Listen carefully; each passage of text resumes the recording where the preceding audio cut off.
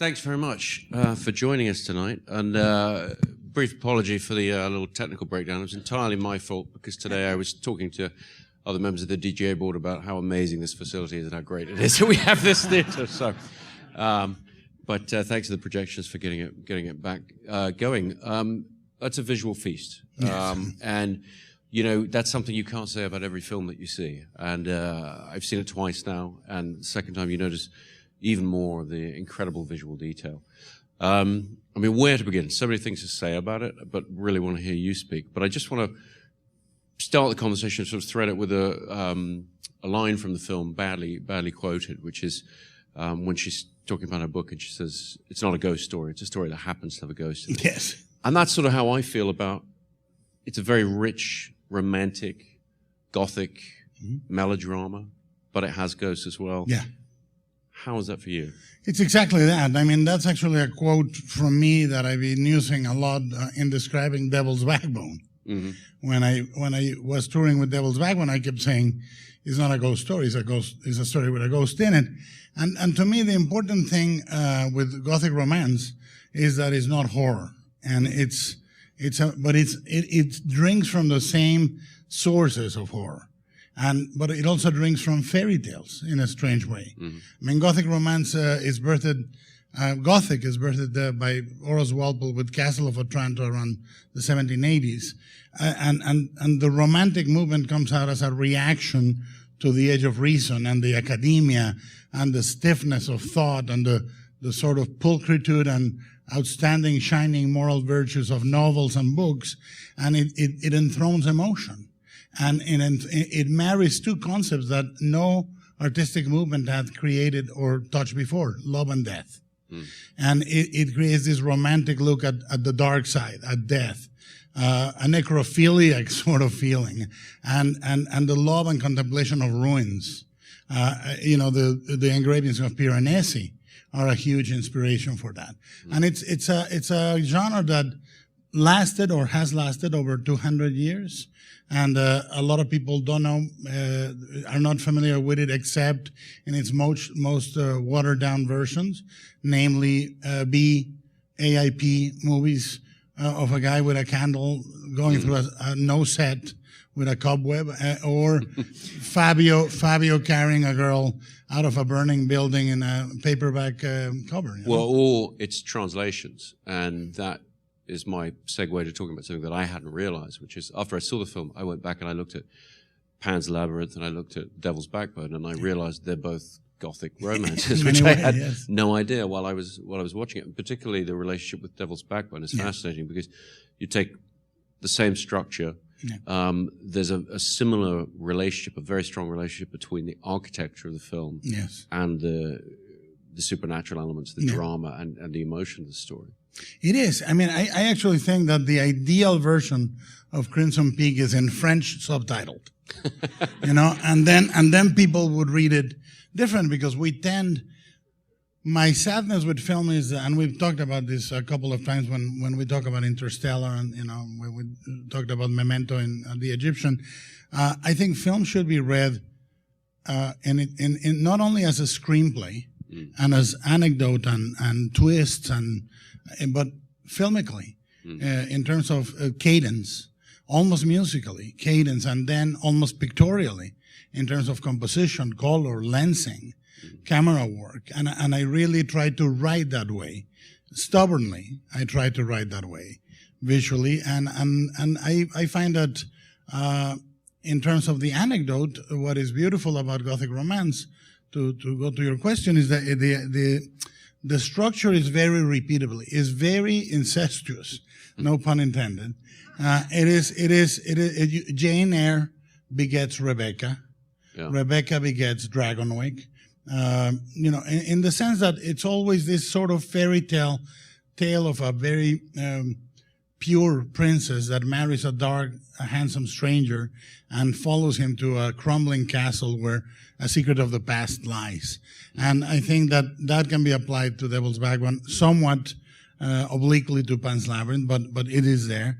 And it's because there's a purity to that journey that is archetypical. And I think that one of the things I try don't to think do. it's obliquely to Pan's Labyrinth. Not at so all. obliquely, Actually, even yeah. as you say that, I, mean, I think it's very, very strong with the mill and the stepfather, and I mean, And the subterranean world. precisely. I wanted to ask you about Angela Carter as well, whether Yes. Bluebeard, those sort of things. Absolutely. Well, Angela Carter, Charles Perrault wrote a story called Bluebeard's Wives, and that is very much Crimson Peak. But that's how close the Gothic relates to fairy tales, because fairy tales also are an incredibly brutal narrative. I mean, people forget they were done for adults, but the movie is constructed. I knew I needed to visually, also tonally, do what I called, from the first meeting on, sort of visual melodrama.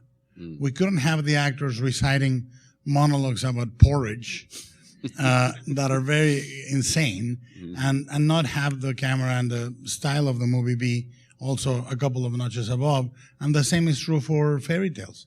If a faun is going to step into the frame, the film cannot be purely naturalistic. I think that is very interesting when you think about tone, when you think about the sort of register of language, because I think with this film, and the reason we've been talking about the references, it's a very referential film. We'll talk about some of the cinematic references in a minute, but the literary reference is very apparent. And it leads you to this place where you're playing a very, very dangerous game, which is you're making a film that people feel they've seen before. They haven't, but they feel that they have, because it works with familiar tropes, with elemental things. It's like a piece of music where some of the chord changes, you start to anticipate them in the right way.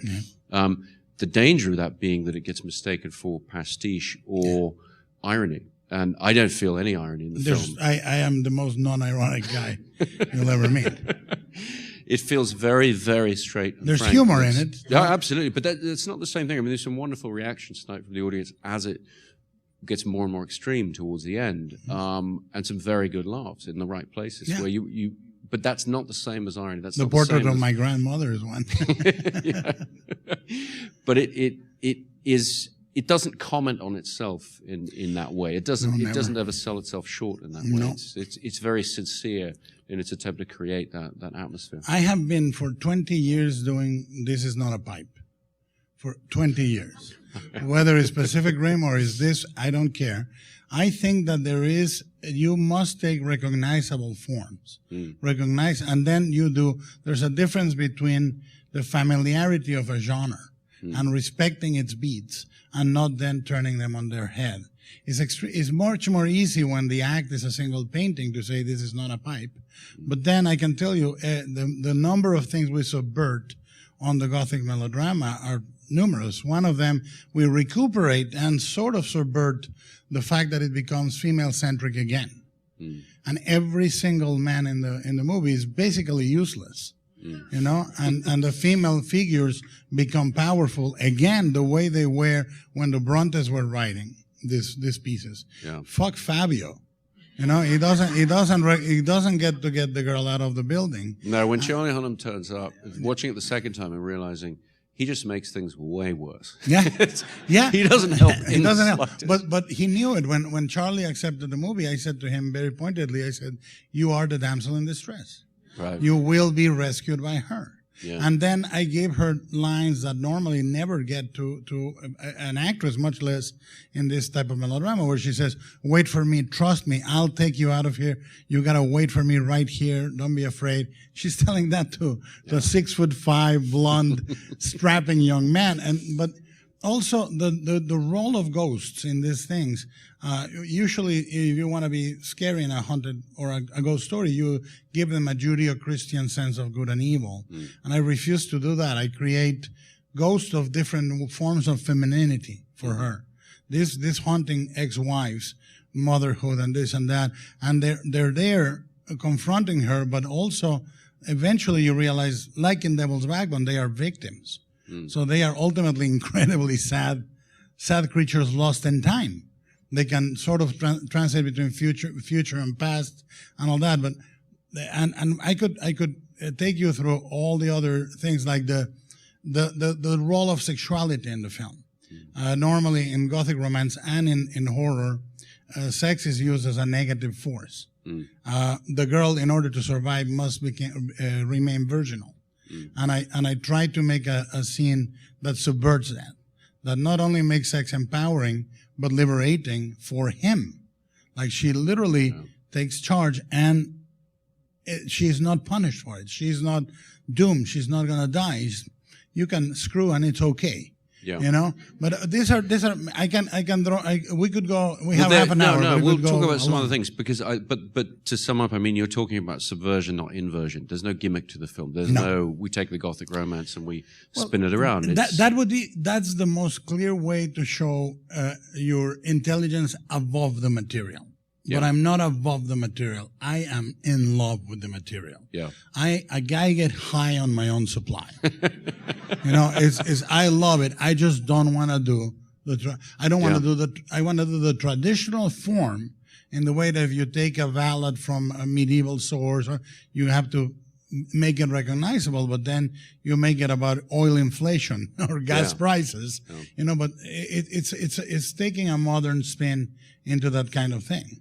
Well, in terms of cinematic precedents, and we've talked about literary precedents, but I mean, there are some fairly clear ones like Rebecca, as you mentioned, you know, the film of Rebecca, but I see other Hitchcock films in it. I see Notorious very much. Of course. I see Spellbound very much. Yes. Well, Hitchcock was addicted to Gothic romance in his own personal life. He loved it. Which, I mean, it's interesting watching this film and then talking to you about it. It opens those films up in a different way because Rebecca, obviously, you see in that tradition, but some of the others less so.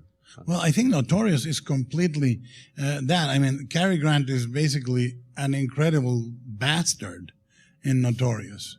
You know, he's a cad.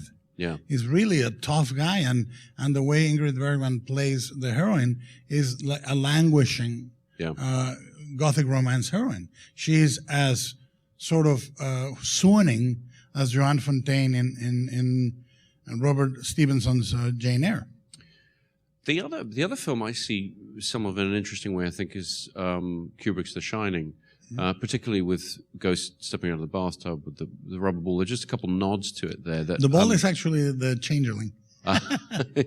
Well, what's interesting to me, though, just looking at it in comparison with The Shining as a ghost story, is the question of the agency of the ghosts, what they get to do, how much they get to actually affect the story, which is, I would say, it feels to me, I haven't examined it closely, but the rule set's somewhat similar to the way it works in The Shining, which is a door can be unlocked, as in The Devil's Backbone, a door can be unlocked, but not much more. And so really they're there as they give warnings, they prefigure things, but it brings me to a question, maybe it's too personal a question, I don't know, but I'm generally curious to know whether you believe in ghosts. Well, it's not a matter of believing. I'm Mexican. You know, I'm normally a skeptic, which is most people think, oh, he must believe. I'm a complete skeptic. I know all the material, literature, folklore, blah, blah, blah. But I have actually have 3 experiences in my life. One, I saw a UFO, and I know it was a UFO. I have a witness, and it was not Mars or Venus in the horizon. It was a damn machine. And I have heard ghosts twice for a long period of time, 15 minutes or more each experience. And I have no witness there, but I was logical enough that I waited and followed it, like Edith. Like the opening of the movie is an experience my mother had, which is she was visited by the ghost of her grandmother in her bed as a child, exactly as it opens the movie, upon the night of her funeral. And the murder in the bathroom is what happened to me in a hotel in Waitomo in New Zealand. I heard a murder in a room I was occupying, and I was not, dressed in frills with a candle. I was watching The Wire on DVD. So I was not self-hypnotizing into being in the mood.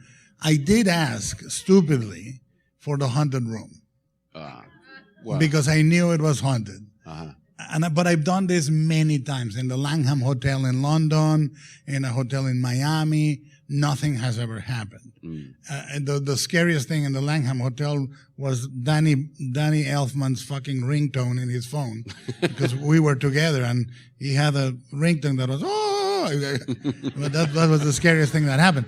And here I heard a murder in the middle of the room. And the hotel was closed for the season. There were only 7 people in the hotel. They were with me. We were scouting. And the other 7 were God knows where. And I opened the door to see if they were in the corridor, and there was nobody in the corridor. And I sheepishly came back to the room, and the murder stopped, eventually the screaming, and then I heard a man sobbing in the room with great regret. So that answers your question, I hope. Yeah, not in the way I'd hoped, actually, having seen the film, but... Yes, you wanted a Jorge Luis Borges explanation about ghost. Exactly. But they work for me as symbols, too. I was going to say, because the way you portray them there, they are portrayed very much as symbols, it seems to me, as metaphors. But also, I was interested if you could describe a little bit in technical terms about your process, because I feel a great difference between the different ghosts in the film in design terms, also in execution terms. Certainly, the ghost of the mother seems very, very visceral, like you had an actor portray it and then worked with that material. Yeah, I mean, Henry James said in talking about the Gothic romance, in preparation or in discussion of Turn of the Screw, he said Gothic romance is about the clash of the future and the past, which is very much Crimson Peak. And ghosts represent the past that impede or move into the future until they're conquered, blah, blah, blah. And I wanted, just viscerally, instinctively, I wanted the movie to open and close with black ghosts. And then I instinctively, again, I gave the mother ghost, because I thought I want to show for myself that the ghosts exist neither in the past or the future, or they are dislocated from time. And I gave Jessica Chastain's mouth, chin, and lower features to the mother in the beginning. So the mother telling her, beware of Crimson Peak, has Jessica Chastain lower face, and then a cadaverous sculpture. And it's a physical, all the ghosts except for one, they are completely physical. They are shot on the set, not against green screen. They are actors on makeup, because I wanted them to be there, and I was playing with a very, very controlled color palette, and I wanted that red to be captured on film, or in this case on digital, but captured right there, because red is a very squirrely color, and in digital it can really explode. So I was very careful to have them there, and then we came up with an idea that was to create sort of a black box, sort of photogrammetry behind them in the corridor to then make them translucent and put a skeleton inside them and track it to their tracking points. But I wanted the ghost to be done physically. And then the 3 women, I wanted to make them more and more pathetic figures. The first one, and each one cannot talk, and each one, if you watch it again, each one has an amputated ring finger. Yeah. Which means Lucille took it at some point and took it back. And then the mother, the final ghost, I thought it was important to be a mother, and so the last 2 ghosts are mothers. The one with the cleaver and the one with the baby, because I wanted one of them to deliver a warning out of time. His blood will be in your hands.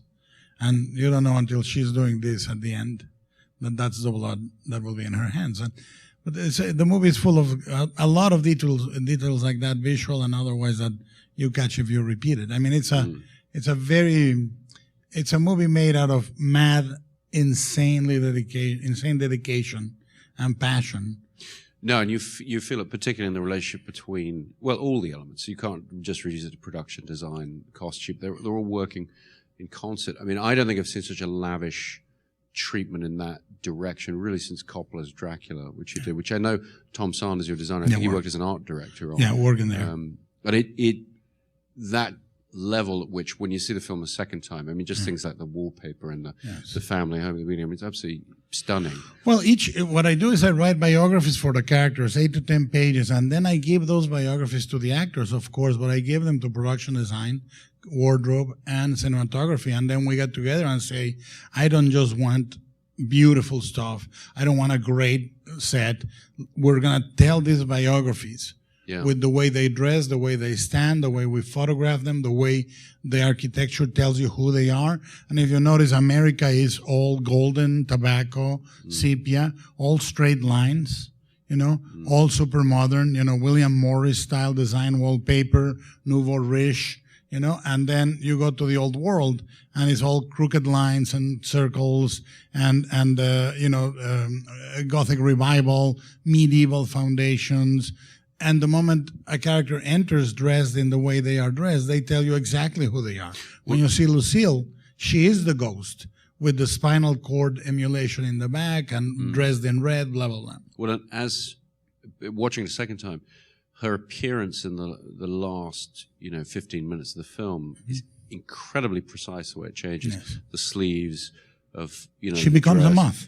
Yeah, very much, and the hair as well. It seems very, very carefully plotted out. Yes, we did. We said let's make her a cocoon, and then when she finally reveals herself, she becomes a moth. Because we made it visually a theme in the movie that she believes she's a moth and Edith is a butterfly and a delicate little thing that is silly, because I hate the idea of the juxtaposition of beauty and weakness. I think that beauty and strength is what I wanted in the movie. And I wanted Edith to be a deadly butterfly. In other words, to have a damsel in distress that gets so much distress that she stops being a damsel and starts kicking ass. And I wanted Lucille to be this presumptuous. For me, the movie is about love, strangely enough, with murder, because I'm Mexican. Murder always makes things more interesting for our tales. But I wanted very much to make it two forms of love.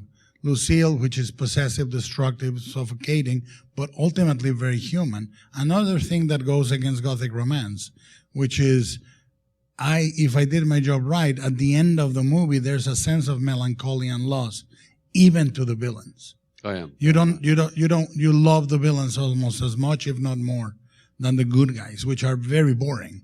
Yeah. Well, and you pity them as well. I mean, in a profound way. I think, not to ask the banal casting question that I always get asked when you sit and do these things, but I have to ask about I'll do Jessica. it next time. I have to ask about Jessica, though, because for those of us who know Jessica, she's the sweetest, loveliest person, most gentle soul you'll ever meet. Yeah. So I'm extremely impressed that you saw that in her. I mean, you knew she's a great actress, but what made you think that she would work in that way? I think that when you meet an actor that is ferociously committed, you know that to me the commitment was the thing that I felt that Jessica could do. I thought I need somebody that understands that this could be so easily a movie about a crazy character licking the edge of a knife and but it's a really tragic character. It's a character that actually loves a lot. She just loves the wrong way, and we talked about it, and I sent it to her. She said, can you trust me to do a character I've never done? I said, absolutely. I said it with other words.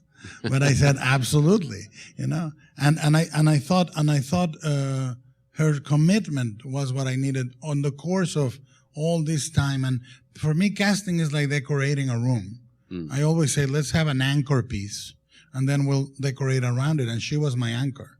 Oh, really? She was the she was the very choice. first that committed to it and stayed. And then I could get Mia to be the opposite. Yeah, she has a quiet but very strong presence, and I wanted Mia to not be scared of the ghosts in a way that was cowardly. I wanted her to remain curious and inquisitive and investigating, and I knew that she was going to be so opposite to Jessica, and so on and so forth. And then Tom had that humanity.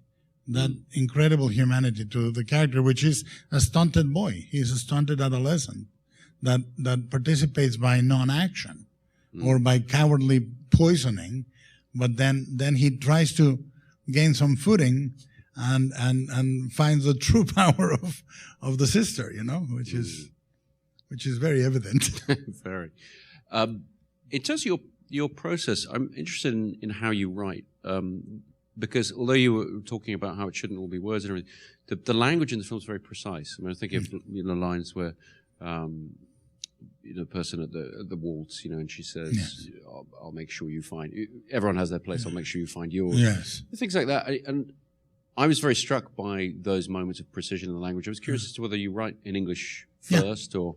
Yeah, I did. I did the first couple of drafts with Matthew Robbins, who's a great partner, and I loved it. But then, as I found the actors, I wrote to the actors, and I polished and polished and polished, and I write in English. I read in English. I'm completely bilingual. I've written or co-written 23 screenplays so far, and co-written three books with Chuck Hogan, and it's so easy for me to just switch. Well, because I write in Spanish and then I translate it. I suspect as much. Hey, listen, if you love Borges, it's very useful, right? Yeah. I should learn. Yeah. I think one of my favorite sections of the film is the waltz, actually, with the candle. Me too. And is that based on anything real, or did you make that up? No, it's completely made up. I love that. Yeah, I'll tell you why I made it up. Years ago when I was researching Monte Cristo, I read about a dance in Italy that's called the candle dance, but it's very different. Couples dance with couples with candles, and they pass the candle to each other. And I thought, oh, that's nice. Put it in my warehouses of useless ideas. And then what I thought, I was budgeting with my producer said, listen, if everybody's dancing, each extra gets paid as a blah, blah, blah.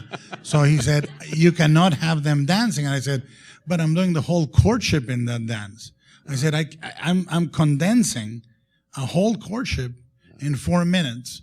And he said, well, we can't afford it, man. It's $1 million. And I said, well, what if only they dance? And he said, it's going to be very boring. I said, well, give me a weekend. And that was a Friday. And on Monday, I wrote the scene. I came up with the idea of demonstrating the waltz European style, and it was a much better scene. A much better scene than before. I think it's my favorite part of the film. It's of the beauty of the beauty is my favorite scene. Of the nasty is not. Well, apples and oranges. It actually brings me to something I wanted to ask you about, which was the use of violence in the film. Yeah. Because when the violence happens, I'm particularly thinking of the murder of the father. It's so shocking. Yeah. Clearly, deliberately so. The scene it then goes into is so opposite to that. There's such an amazing clash right there. Yes. I just wondered how you settled on that, how you figure that out before you get on set, as you're creating. Well, it's a movie that is very calculated visually. I mean, I storyboarded everything, and I not only boarded everything, but I tried. For example, I wanted to do the waltz as seduction, close-ups of hands touching backs. I shot it almost like lovemaking. I wanted to do 2 lovemaking scenes, him in charge in the waltz and her in charge in the bedroom, So you have turns.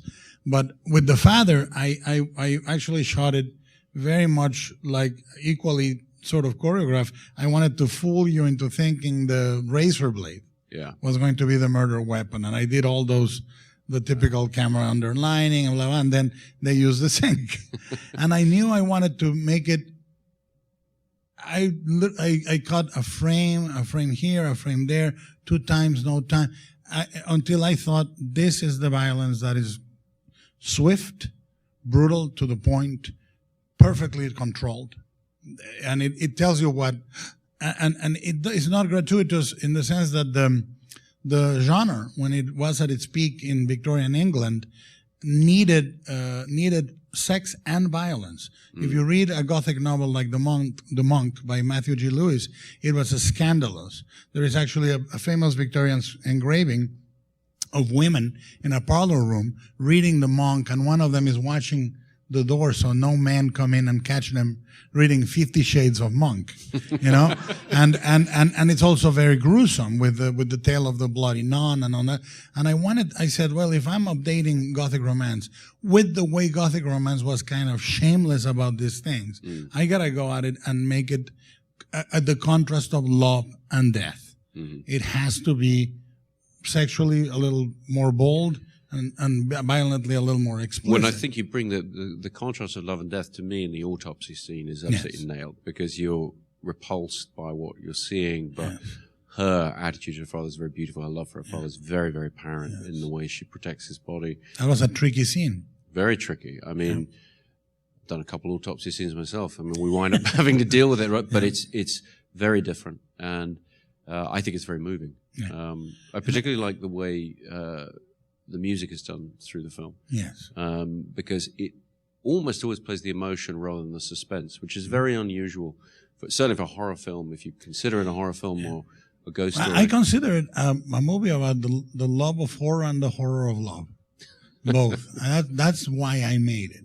But that moment was very crucial because Mia could not break down.